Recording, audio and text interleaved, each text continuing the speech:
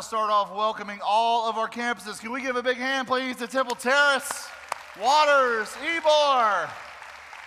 Everyone watching online, we are glad that you are with us. And you've noticed we're in our summer series called Summer Games.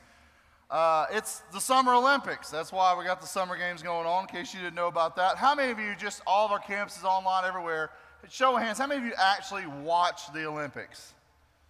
Oh, that's a lot more than I thought. That's pretty good. We actually have some people at our campus that have been in the Olympics.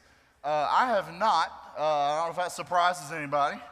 But I have not been. In fact, when I watch the Olympics, though, I have kind of a surreal experience because a lot of the time I have no idea what I'm actually watching. Does anybody have that experience where you watch it and you go, what sport is that again?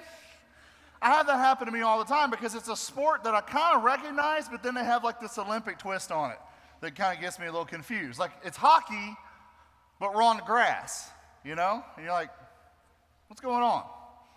This isn't the Bolts. Who's this? Or it's swimming, but we have choreographed dancing in the middle of it. That one really took me off guard the first time I watched it. The other one that took me off guard is it's a race, but we're not running. We're kind of moving our hips like we're at a Shakira concert, kind of getting it going a little bit. And I'm like, what is that? It's wrestling, but there's no steel cage. There's no Undertaker. There's no cool entrances. It's just kind of different. So it's a little different for me. I can't relate to all of the sports of the Olympics, but I certainly respect the Olympics, and I really respect the hard work of the athletes. I mean, I think there's a motivating thing when you see that video montage of all they've been through for the last 2 or 3 years, and this has been their entire life, and then they finally get up and win the gold, and it's like this big proud moment, We admire that training, that strength, that endurance, and hey, we like winning. And so it's kind of a motivating thing when you watch it. I mean, you see those people win the medals and win the gold, and you go, man, victory is possible at the end of the struggle. It could happen. And see, that's motivating for me because I think everybody relates to struggle. Everybody's got their own personal struggles. You may not be training for the pole vault or whatever, but you may be going through some struggles in your own life. And sometimes these things motivate you. You see the strength and the endurance and determination of this person, and it motivates you to be more determined, to be more focused. Sometimes you just see the person win, and you go, man, I hope at the end of this that there's victory for me too. In fact, I just hope I make it through this. I'm not even worried about winning. I just want to make it. But there's some kind of inspiration there that, through the blood and the sweat and the tears of what I'm going through, that I'm going to make it through too. And in the end, I may be bruised up, but I'm going to have my hand raised in the air. And that's the thing that we kind of get attracted to. And that's one of the things I love about the Bible, because the Bible has a lot of that kind of inspiration in it, in that it reveals the personal struggles and the battles and the demons that people wrestle with. Because I think for every one of you, for the struggle that you may be in, there may be some personal demons that you're battling. There may be a season that you're in right now that is a storm. And every day you're waking up wondering, when is this going to end? Why am I in this time of my life right now? And you see a lot of people in the Bible like that as they're trying to push through those stormy seasons or trying to battle with their own personal issues. I mean, I'm glad I'm in the Bible because the Bible tells you everything about that person, warts and all. I mean, there's stuff in there, I'm like, man, I wanted to think he was holy, and then he showed me that. And now I'm not real sure. He's a lot like me. You see the kind of things those struggles that people go through and how they relate to God in those struggles, God being in the middle of those personal battles that these people are going through. And those struggles really determine their legacies. I mean, we remember them on whether or not they were just victims or victors. I mean, you think about, there's people that we know that rose above the struggle, like King David, and Moses, and Peter. And then there are those who are famous for falling under the weight of what they went through, like King Saul and Pharaoh and Judas. People who eventually just gave in, and that's how we know them. Now, one guy in the Bible, though, had some really unique, I would almost say bizarre struggles. And his name was Jacob. And Jacob, his entire life was struggle. Fighting, struggle, going through this. He struggled with his family, his future, himself. He had all kinds of struggles. Jacob always had an ongoing struggle with his twin brother Esau. From the get-go, there was conflict. In fact, when Esau was born, when they were literally pulling him out, Jacob had his grip on the heel of his foot as if to try to pull him back in and come out first. Because Jacob always wanted to be first. He was obsessed with the fact that I'm a twin brother, but my twin brother gets the rights of the firstborn and I don't. And it became an obsession. And what's crazy is what was obsession for him, Esau was oblivious to it. He could care less about being the firstborn. It drove Jacob nuts. So let me tell you the story, basically. At some point, Jacob tricks Esau into giving him the rights to be the firstborn. And it gets even worse. When their father is dying and is blind and can't see, he tricks his father into giving him Esau's blessing.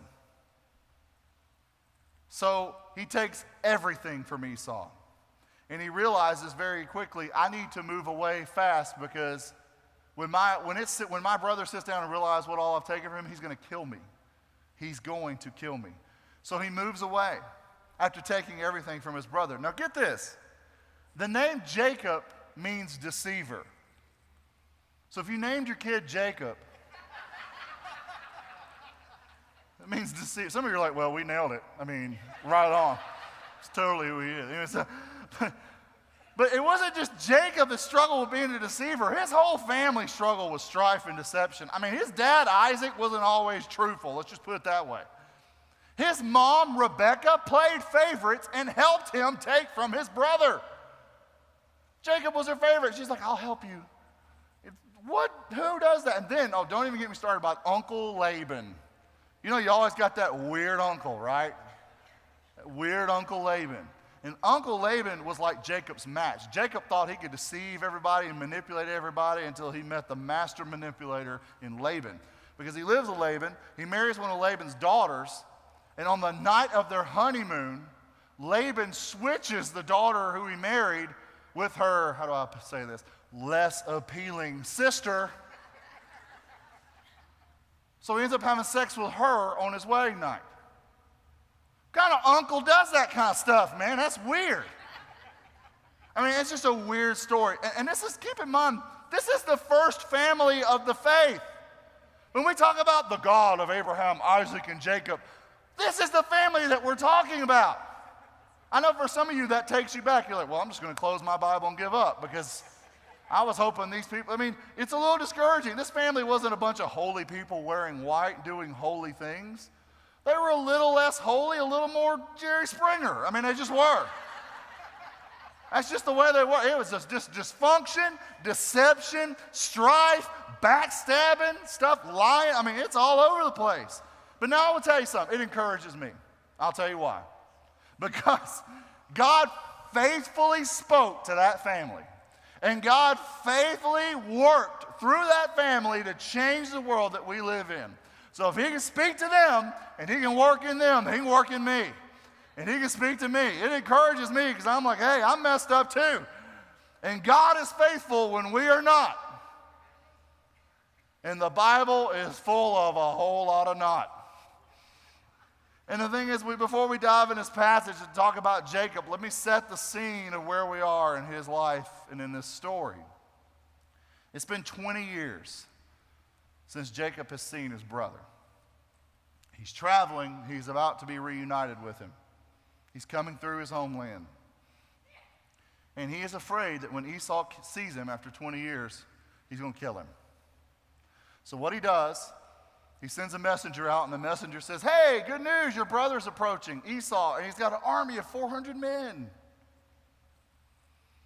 Now, either he has just a big entourage, or something's about to happen. Now, I'm not going to tell you what's going to happen. You're going to have to pick up a Bible and read it for yourself, okay? But Jacob is freaking out. In fact, in the middle of the night, he moves his family across the river. He moves his entire family away from where Esau's coming to just keep them safe. And then he comes back to the camp by himself to wait on his brother. So I want you to picture this. It's the middle of the night. He's in the camp by himself, can't sleep, scared to death about what may or may not happen. And then something else happens. Genesis 32, verse 22, in your outline. Here we go. During the night, Jacob got up, took his 2 wives, his 2 servant wives, and his 11 sons. That's a big family, man, goodness. Anyway, and crossed the Jabbok River with them. After taking them to the other side, he sent over all his possessions. This left Jacob all alone in the camp. And a man came and wrestled with him until the dawn began to break. What just happened? You were with me and then something happened. You know, the Bible does that sometimes. It throws you a curveball and you have to read it again like, excuse me, what? This is what it said. A man came and wrestled him until dawn. What does that mean? I'll tell you exactly what happened in my mind, which is a scary place, but here it is. Jacob's his camp, he's just worried about his brother. Keeps thinking about, what am I going to do if he says this? Well, because Jacob's a deceiver, so he's always thinking ahead. You know, he's thinking ahead of how he's going to manipulate, how he's going to handle this. And he's scared. And it's dark. And he sees a man walking in the dark. And the man's coming toward him. And he looks and he can see a little bit more of the man, but he doesn't recognize him. And the man just keeps walking toward him. Starts walking a little faster. Jacob stands up to try to say something to the man. And when he stands up, he notices the man is just coming at him faster and faster and faster in the dark. Jacob tenses up, not knowing what's going to happen, and then the man rushes him and assaults him. Just in the dark. And so Jacob's on the ground. He has no idea what's going on, has no idea who this person is, but all he knows is, I am not going out like this. And he just starts grabbing and fighting, having no idea who's grabbing and fighting him, having no idea what's going on. So he gets into it. They get in a fight, and here's what happens. Verse 25. When the man saw that he would not win the match, he touched Jacob's hip and wrenched it out of his socket. And then the man said, let me go, for the dawn is breaking. But Jacob said, I will not let you go unless you bless me. This is an interesting thing. Jacob has no idea what's going on, but he's not letting this guy go. And the guy eventually kind of starts fighting out of it. He just wants to go. And Jacob's just pulling him back in. Like, no, you started it, we're going to finish it. You know, kind of thing. And he's just getting into it with this guy, and he's like, let me go. And then all of a sudden, while they're struggling, the man takes his hand and reaches over while Jacob's watching and touches his hip. And right when he does, the tendon strain, it pulls it right out. It's just a little way of letting Jacob know, I'm not a man. Jacob looks in the eyes, realizes, I have no idea what this is. And it's interesting to me, he just pins him down, starts screaming, I'm not going to let you go. I'm not going to let you go until you bless me, until you bless me. Say you're going to bless me. Don't you dare leave. No, I'm not letting you go. You want to go? I'm not letting you. It reminds me of a game I used to play in high school and college called Who's Your Daddy? And when a bunch of guys get around, they just start wrestling, stuff happens, people just get thrown in the wall, nobody knows what's going on. And we just started with wrestling, and the goal of the game, it's a little crude, but it's simple. You get somebody in a hole they can't get out of, and then you only let them go when they say that you're their daddy. So you ask them, who's your daddy? And they say, you're my daddy, and then you let them go. Of which I like to add a little twist. I'm like, oh yeah, what was my name again? Well, Matt, yeah, and what are you supposed to say? Yeah, Matt's my daddy. I would make you say Matt's my daddy at least twice before I decided to let you go. And we played this all the time. We wrestled around, but you didn't let anybody go till they said it. I mean, this is what guys do when they're by themselves. If women always want to know, they just start beating each other up because nobody knows. I guess we'll hit each other. So we just go, we're done talking, let's just throw each other around. Come on, it's going to be fun. And it reminds me of that because, again, you couldn't let them go until they said it. And Jacob, of all things, has this once-in-a-lifetime experience where he realizes that something supernatural is in the grip of his hands. And he pins it down, and he will not get off of it, and he just starts screaming, not until you bless me. No, you're not leaving here till you bless me. You say it. I love it. I like Jacob because he's got that nasty fight in him. I got that in me, that kind of just that, there's a difference between crazy and strength, right? And when I got in a fight in the middle, I remember I might not be stronger than you, but I can guarantee the second you hit me and I taste my own blood and I like it and I get that look in my eye, like it's going to be a long day for you. I don't care how strong you are, because I'm going to keep coming at you like a spider monkey, and it's going to be a bad day. Because I ain't giving up. And that's what Jacob is. Jacob's got that wild look in his eye. He realizes, this is not a man. What is this? And he just grabs it and pins it down. Just love it. Anyway, and here's what happens. Verse 27. What is your name, the man asked. He replies, Jacob. Your name will no longer be Jacob, the man told him. From now on, you'll be called, here's a familiar word, Israel. Because you have fought with God and with men and have won. Well, please tell me your name, Jacob said. Why do you want to know my name? The man replied. And then he blessed Jacob there. Jacob named the place Peniel, which means face of God. For he said, I have seen God face to face, yet my life has been spared. The man gives him a new name. He says, what's your name? Jacob. It means deceiver. You're not going to be Jacob anymore. You're going to be Israel, which means God fights. That's your new name. He reveals that your suspicion about me is right. I'm from God. And I love how Jacob asked his name. What's your name? And whatever it is, just says, don't worry about it. You don't even worry about my name. We're talking about your name. Jacob names this place Peniel because it means face of God, because he thinks he may have seen God face to face, and God decided to spare his life. He has no idea what happened. So here's the question. What in the world did Jacob actually fight? It's a good question. Like, did he actually fight God, or was it something else? We have a hint in the book of Hosea. I want to show it to you. Hosea chapter 12, verse 3, it says, even in the womb, Jacob struggled with his brother. When he became a man, he even fought with God. Yes, he wrestled with the angel and won. He wept and pleaded for a blessing from him. So we find out it may have been an angel. But how can a person out-wrestle an angel? Come on. Think about that. Is that even possible?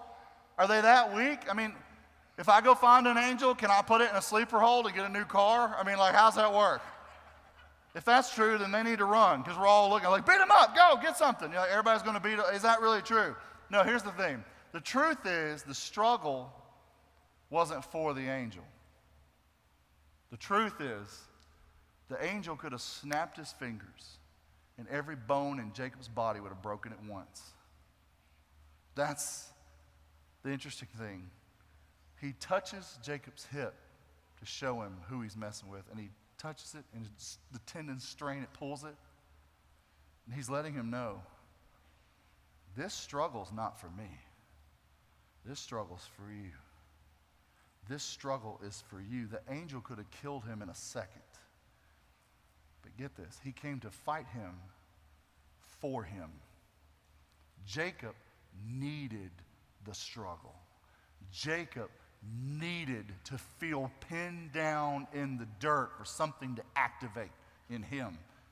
He needed the fight. He needed to realize that this struggle was sent from God himself straight to him.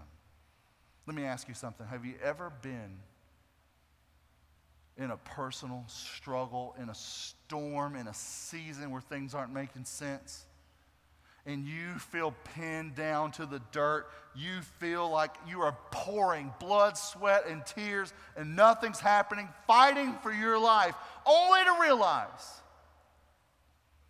that the struggle you're in may have been sent to you from God. Now, is every struggle sent from God? No. Can the enemy send a struggle? Sure. Can you do something stupid and get in a struggle? Yep. But sometimes, I want you to hear me on this, sometimes you're trying to figure out, why is this happening to me? Why are we going through this? Why am I dealing with this? And sometimes there's divine fingerprints behind it. Sometimes it's not an accident. It was ordained. Sometimes the God that loves you and guides you sends you into a conflict on purpose. He sent something to you to fight you, to put you in a submission hold. And even though you have no idea what's going on and why this is happening, the question is, when you're put in that chokehold, what are you going to do? You're either going to give up and you're going to tap out, or you're going to clench your fists and you're going to struggle back to your feet, and even though you don't even know why, you're going to fight your way out of it. I'm telling you, sometimes God sends you a fight just to see if there's any fight left in you, to see what's left in you. Now, sometimes I notice people out here go, hey, I'm exploring Christianity, and I don't want that. I like the God of love and flowers and happy bunnies and stuff. But I don't want to know that God not only allows his children to struggle, but sends them a struggle sometimes. Why would he do that? I'll tell you why. Because hidden in the eye of the storm is powerful life change that can only happen in that storm. Because hidden underneath that struggle, when all is said and done and you're scarred and bloodied up, but you survived, you're going to look under it and see a gift. There's change that can only happen sometimes when you are pinned down to the ground and you get desperate and you get hungry and something in you just clicks and you have to battle your way out of it.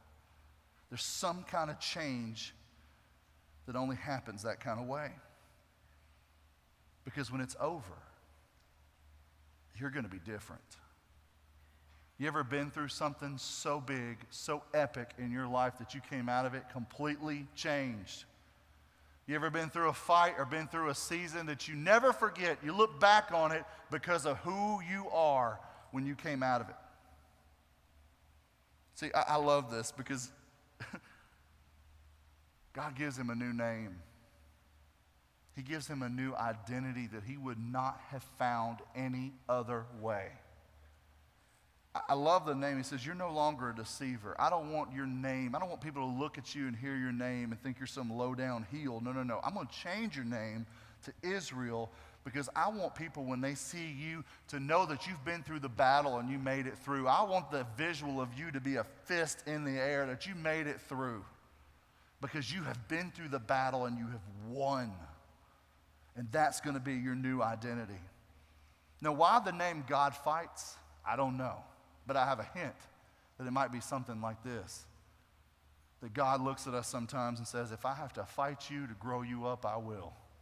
If I have to fight you to make you better, I will. If I have to put a struggle in there and you know that behind that struggle is me and you don't know why I sent it to you, but you got to battle through it to see what I want to show you, then so be it. Because some of you won't know that you're strong until you have to show your strength. Some of you won't know that you have courage in you until you have to be courageous. Some of you have no idea what you're made out of until you got to make it through something. And then you realize who you really are. I'm telling you the truth. Who I am is never clearer than in the midst of struggle. Who you are and what you believe doesn't mean anything when you can't light it on fire. When you're in the fire and you don't know and everything's being refined and worked on in you, that's when you find out who you really are. Sometimes struggle is the only place that you find what has to happen in you to get where you need to be. Sometimes it's got to come in a fight. None of us like conflict, but you can't grow without it. You can't move without it. Jacob found out who he really was through the fight. Something about the fight. You get desperate in a fight. You ever notice you ever had a struggle so hard you get desperate? You start dusting off that Bible in your house. What are you doing? Dusting my Bible off because I'm going to have to open it tonight. What are you doing? Crunched down by the bed. You hurt yourself. I'm praying. That's what I'm doing. I'm praying. You know what? You get hungry for God. I'm telling you, when the cards are down, you hit your knees.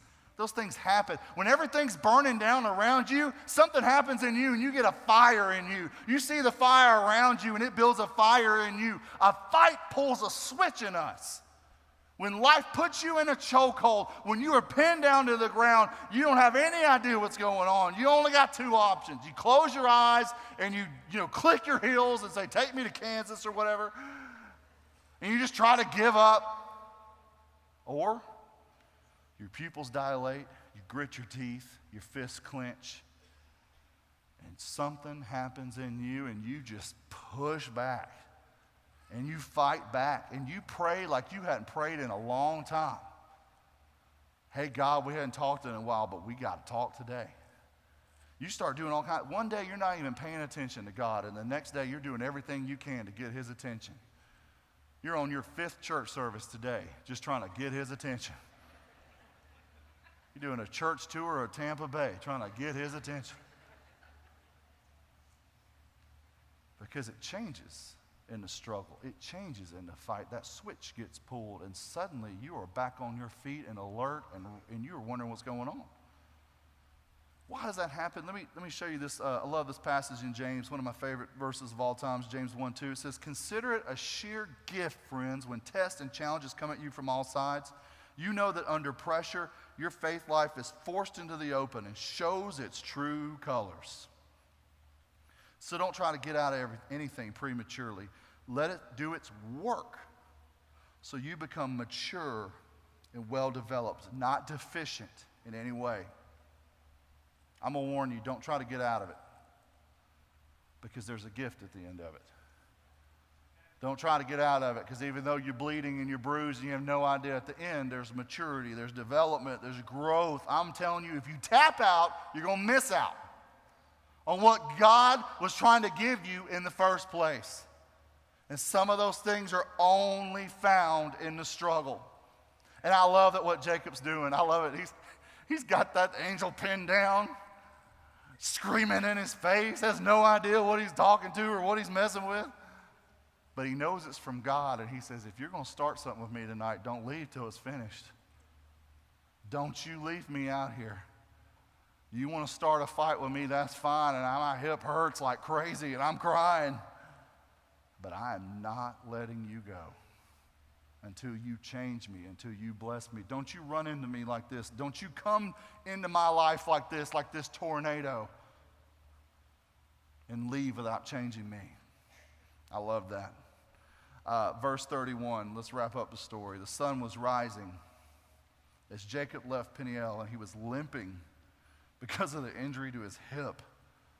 I don't know how you explain that injury. Oh, an angel touched it. Oh, okay. Weirdo. All right. You know what's interesting about that? He's got to limp it out for a while. Every time he's walking, he's reminded of that battle scar in him every single time. You know what the battle scars always show us? What we've been through and how we came out of it.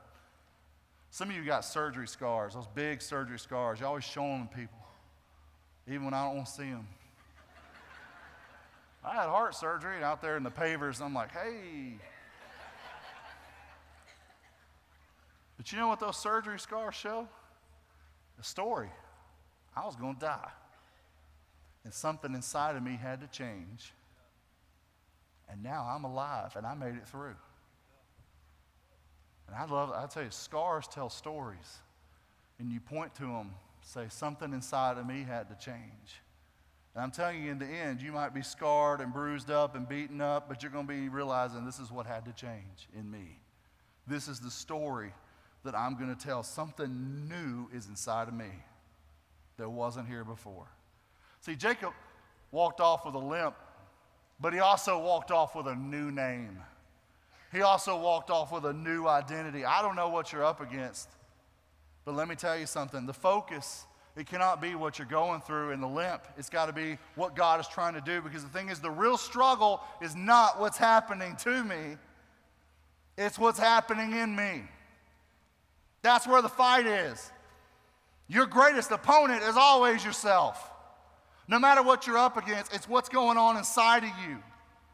That's what you're going to have to fight against. Because the struggle's not against what has you in a chokehold. And when we focus on that, and we whine about that, and we hate that, and we complain about that, it won't make any difference to what's got you in a chokehold. It's not letting go. It's what I'm going to do when I'm in that chokehold. It's when I'm going to sit there and realize that I am not going to quit. I'm going to let God finish this work in me. I am going to hold on for dear life. I'm going to draw on strength and courage that's not my own. And in the end of this, I'm going to get back on my feet. I'm going to face down what I'm up against, and I'm going to realize what it means to be more than a conqueror through Jesus Christ. You may have tried to destroy me, but I'm going to destroy you right back. It's going to happen.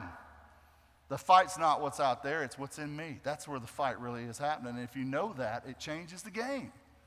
It changes what you're going through. Let me tell you, I worked a lot of years ago, I worked for this automotive company, and I was in between seasons. I'd done ministry for a while, but I was in a season where I wasn't in that full-time ministry stuff, and I was just in this place. I had no idea what God was trying to do in my life, but I'm working for this company. And my job was, if you were way behind on your car payments, you got to talk to me, because I had Bubba with a repo truck sitting on hold. And Bubba used to steal cars and ended up in jail, and now he steals cars for a living. And Bubba's going to come get your truck if I decide to send him out. Now, I was nice. The people who worked with me, they were not so nice. They were sending Bubba out the second, I'm sitting there trying to work with you, but I hated that job. Because I got cussed out on the phone like 12 to 14 times a day. A day. Because nobody wants to talk to you. Nobody answers the phone. Oh, I'm so glad you called. I've been behind on my car payments. I'm sitting here dealing with this, and I go on my lunch break, and I found this quiet little bathroom stall. That was my little place of solace. My fortress of solitude in the midst of all this. And I'd sit in there and I'd just pray every lunch break. I was so mad at God. I was like, God, what are you doing? Why you got me here? Why am I here? When am I getting to go back into what I love to do? Why am I here? I don't love to do this. I'm getting cussed out all the time. So lunch break after lunch break, people would lash out at me, and I'd lash out at God for a solid hour with a sandwich in my mouth. That's what I did. I sit there and just mouth, why are you doing this to me? What is happening to me? Why am I here? I hate this job. I don't like doing this. Why don't you, why aren't you just opening up the doors? What's happening? And I'm telling you, one day, I remember it. I went in there, closed the little stall door like a weirdo, and I just said, I guess this people lashing out at me and me lashing out at you, the cycle's not really working. Because apparently it's not moving your heart in any sort of way. You're not listening, going, man, he sure is complaining a lot. I'm going to change my mind. It's obviously not doing anything in you. So here's what I said. I literally said this. All right, I'm going to stop whining. I'm going to stop complaining about where I'm at. Because I have a feeling that you're trying to show me something. You got me where I am, and you're not moving me. So you're trying to teach me something. So here's what I'm going to do. I've been doing a lot of yelling and not a lot of listening. So I'm going to listen, and I'm going to see what you want to teach me. And that's going to be my attitude from here on out. I'm tired of complaining. I've cried out to you. I have tried to make a deal with you. The deals I tried to make, they were ridiculous. I'll work out more. I'll eat oatmeal. It was insane. I tried everything to move God. I couldn't move. And I was like, obviously you're trying to move something in me. That's the problem. It's not where I'm at. It's what you're trying to show me. And I'm telling you, some of you feel like Jacob, alone in the dark, struggling, in a season of your life that people would not even believe what's going on. And you've cried until you're out of tears, and you've begged God to change the situation, only to find out that if he's not going to change the situation, then he's going to have to change me. We've begged for God to change it. Change everything around me, make it easier and more comfortable. I hate it. Only to find out that he's trying to change me in the process. I think about this principle, and I think about our nation and what all we've been watching. My wife and I, we've been watching the news all week like everybody else has. My kids asking me questions about why are people killing each other? Why is this happening? And I have no good reason. I don't understand what's going on in our country. It's one of those things where you think that we're past this, or you think we're getting better, and then we have a week like this, and it's discouraging. And I join you guys. I pray for our country. I pray for things. I just wish things would change. I wish we'd stop doing so many things in our country. But the thing is, I'm not sure the situation is going to change overnight. I'm not sure the situation is going to change next week. So I'm going to start praying for God to change me. I want God to change our country. I want us to get along and stop all this mess. But I got to realize that, you know what starts is in me. So I'm asking God to keep changing me, stretch my love beyond the barriers that I'm comfortable with. Quit making assumptions about people you ain't got any business making. Stop doing that kind of stuff and just let God work in me, because that's what I'm going to ask him to do. This situation is not going to change soon, so I'm asking him to change me. I don't know what situation you're up against, but here's what I'm going to ask everybody to do at every campus. I don't want you to come up or come down. I want you to stay right where you are. If you want to hit your knees, you can. If you want to stay seated, if you want to look like you're not praying but praying, I don't know, whatever you want to do. But I'm going to ask you to stay right where you are. And I'm going to say this prayer, and I'm going to pray it with you. Is that, God, I'm going to cling to you. And just like Jacob, I am not letting you go. I'm going to keep praying. I'm going to keep reading the word. I'm going to keep seeking counsel from people. I'm going to find whatever you're trying to say in the midst of this life. I'm not letting you go until you do what you need to do in me. If you're not going to change the situation, then God, I'm going to ask you to change me. So let's pray that. Everybody, everywhere, just, if this is something you feel like God's leading you to do, just join in with me. God, I'm going to cling to you. And like Jacob, I am not going to let you go until you finish whatever you want to do in me. I'm going to keep praying. I'm going to keep reading the word. I'm getting up every day saying, I'm not going to let you go. I want to know what you want to show me. And God, we know that not every situation is sent from you, but some of us may be facing a situation where we realize that you're not changing it. You're not moving it. It's a stalemate. So God, I just know if you're not going to move this, then move me. If you're not going to change this, change me. Sometimes, God, you bring the fight to us. Sometimes we go through situations where you're going to change our lives, and this is the only way that not only you're going to get our attention, but you're going to grip our hearts and change them. And God, we know that hidden in the eye of the storm may be change for us. That underneath the struggle may be the gift of maturity and development and growth that we've been trying to seek. So God, every day, humble us. Help us to hear from you. God, we want to know, what is it that you want to show us in this struggle?